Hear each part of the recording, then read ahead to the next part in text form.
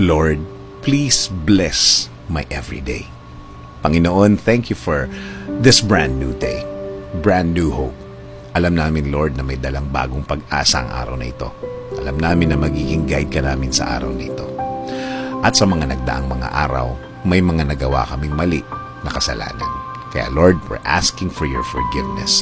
We're asking for your mercy. Patawarin niyo po kami dahil minsan nadadala kami ng mga tao at sitwasyon sa araw-araw.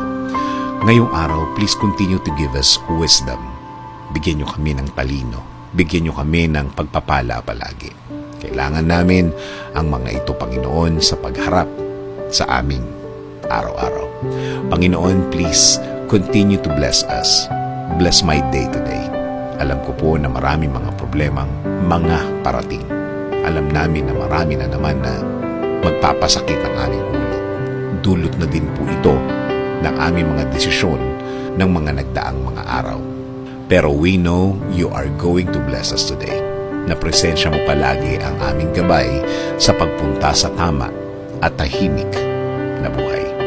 And now, Lord, we declare na we are going to be safe today, na you will cancel ang mga masasama na pangyayari sa aming buhay. Dahil alam namin na kami ay binabantayan mo, Lord, na kami ay magiging okay all throughout the day. Kapag minsan kami ay natatakot, nakakalimot kami na ikaw ay kasama namin, Lord. Nalilimutan namin na maraming beses mo na kaming tinulungan. Maraming beses na inalis mo kami sa problema. Problema na naging sanhi pa na makapanakit pa kami ng ibang tao. Kaya ngayon, Lord, isinusuko na namin sa iyo ang lahat.